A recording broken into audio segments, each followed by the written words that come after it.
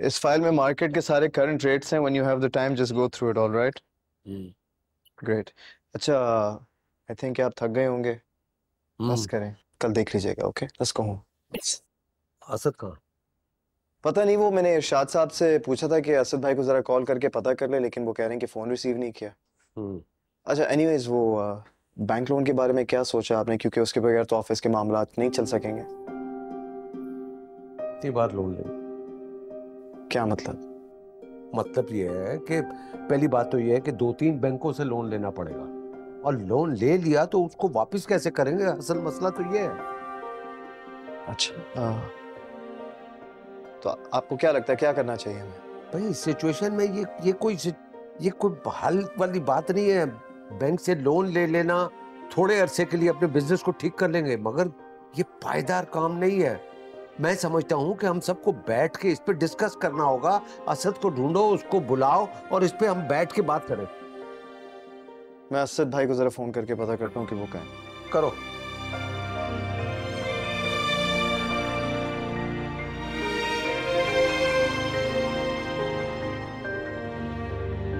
Phone नहीं उठा रहे. नहीं उठा रहा, देखा ना. मैं एक सेकंड. पानी पी.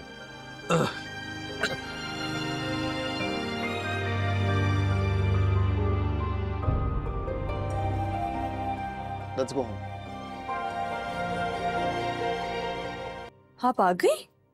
आप तो कह रही थी कि डॉक्टर पे बहुत रश होता है और टाइम लगता है, तो इतनी जल्दी, और आप डॉक्टर पे गई थी शॉपिंग के लिए?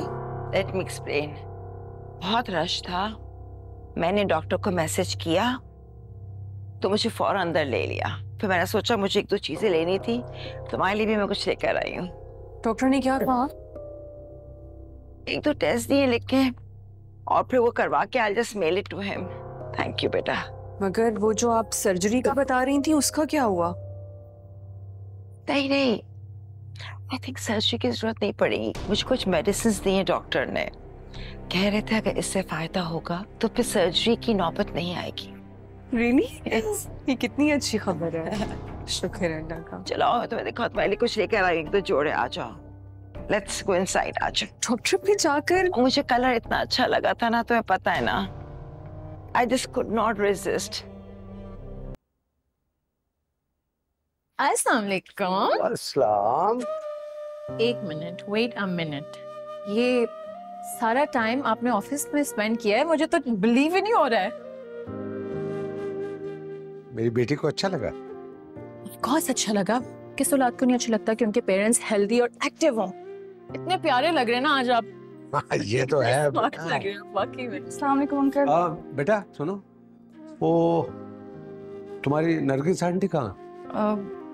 यहीं होंगी कहीं. वो मूड नहीं ठीक था उनका. क्यों, क्या हुआ? जाहिर है जो कुछ उनके साथ हुआ, शायद इसीलिए मूड खराब है उनका. क्या हुआ मेरे, क्या बात है? रहने देना अंकल, आपको बताएंगे तो फिर स्ट्रेस होगा आपको. महरीन भाभी, आप अपनी बात कंप्लीट करें. आप क्या कहना चाह रही हैं? हाँ बताओ, क्या बात है? वो एक्चुअली नरगिस आंटी चाहती थी कि मैं और अलीज़े सुलह कर लें.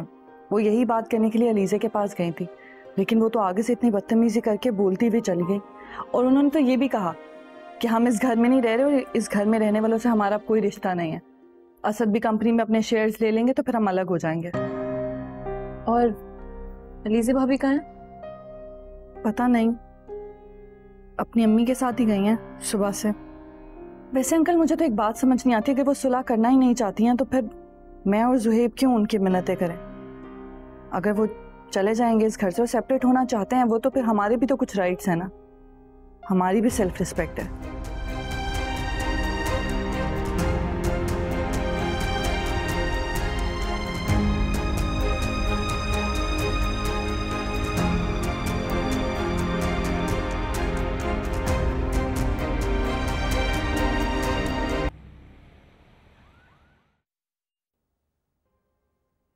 सब कुछ बाबा के हाथ में. वो जब चाहे, जिसको चाहे,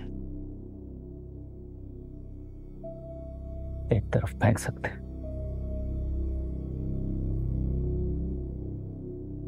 अपनी मर्जी से कोई उनसे कुछ भी नहीं ले सकता,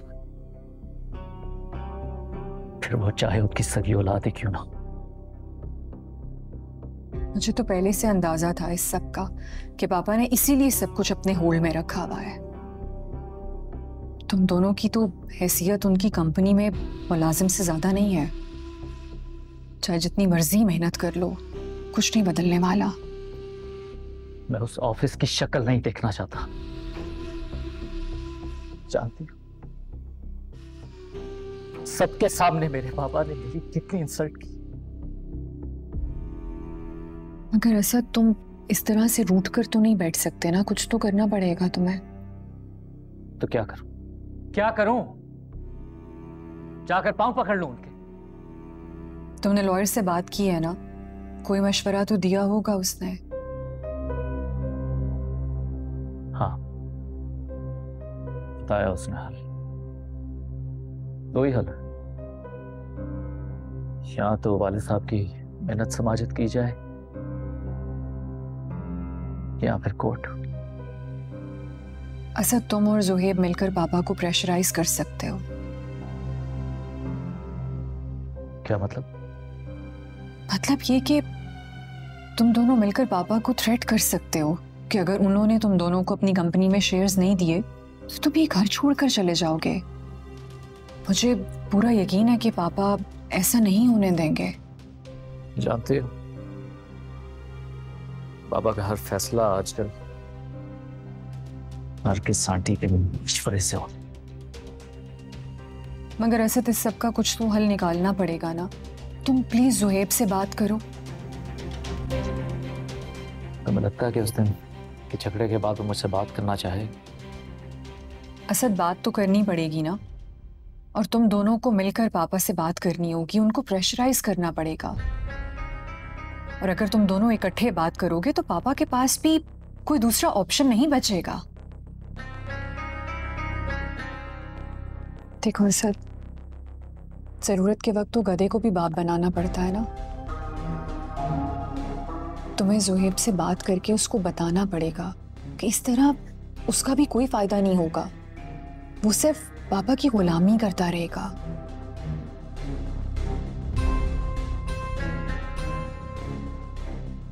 देखो, सुहेब घर आ चुका है और पापा भी पहले से घर पर है। तुम प्लीज अकेले में जाकर प्यार से जुहेब से बात करो, उसको समझाओ। और मुझे लगता है कि जब तुम उसको पूरी सिचुएशन एक्सप्लेन करोगे तो तुम्हारी बात जरूर समझेगा।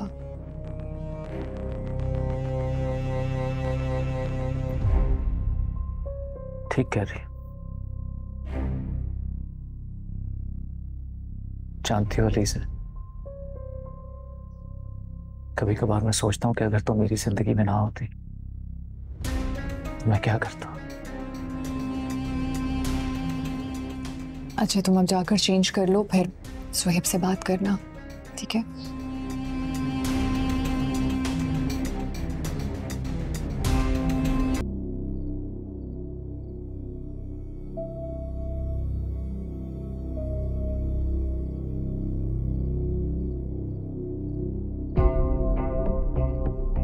सुहेब,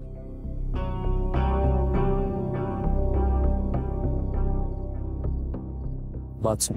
मुझे कुछ भी नहीं सुनना और ना ही कोई बात करनी मुझे आपसे। बात सुनो मेरी, वरना कल को बहुत बड़ा नुकसान उठाओगे। क्या मतलब? ये जो तुम सारा दिन बाबा के आगे पीछे फाइलें उठाकर घूमते फिरते रहते हो, क्या सारी जिंदगी यही करोगे या अपने और मेरे बारे में भी कुछ सोचो? सोच समझ कर बात करें।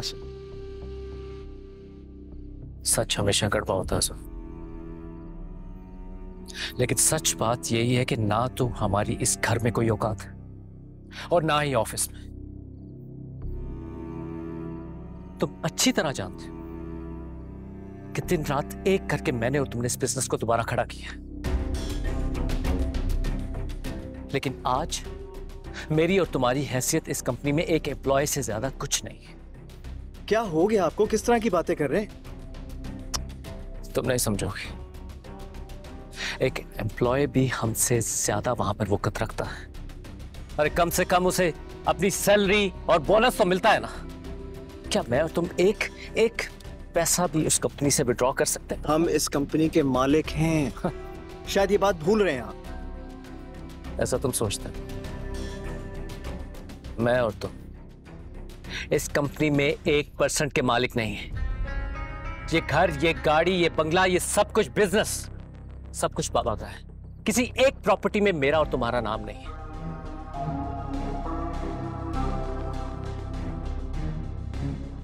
डैड ऐसे कैसे कर सकते? पापा ने ऐसा करते हैं। आज मैं लॉयर से मिला था, उसने मुझे सारे कागजात दिखाए। मेरा और तुम्हारा कोई नाम नहीं है। We are nothing.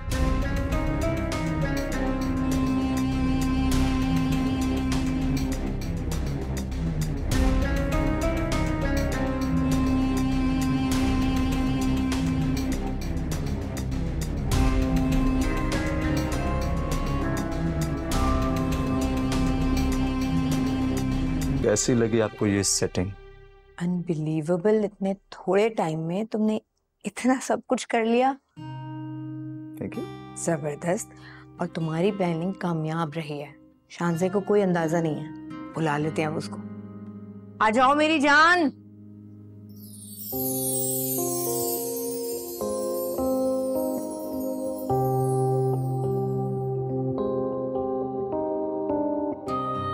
Surprise. Oh my God, thank you so much. Happy birthday मेरी जान, हैप्पी बर्थडे। Thank you. और ये सब रुहेल ने किया है। Thanks, Suhail. वेलकम। Honestly, मुझे लगा कि घर में किसी को भी मेरी बर्थडे नहीं याद होगी, but thank you so much. चलो आओ जल्दी से अब केक काट। चलो। चले cake. Happy birthday. Thank you so much. Happy birthday to you. Happy birthday dear Shanze. Happy birthday to you. Here. और ये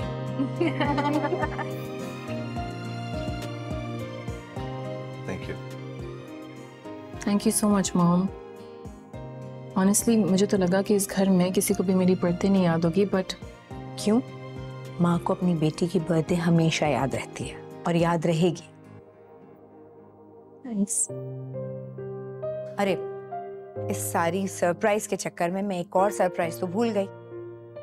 वो क्या? तुम्हारा गिफ्ट ऊपर रह गया। मैं भी जाके लेके आती हूँ। Okay. ठीक है? Thank you. चल।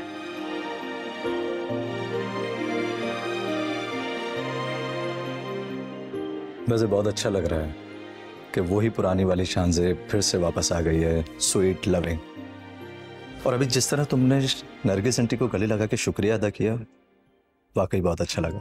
Honestly, आप मुझे ना शर्मिंदा कर रहे हैं। मुझे पता नहीं क्या हो गया था। मैं जो कुछ करती थी। Forget about the past.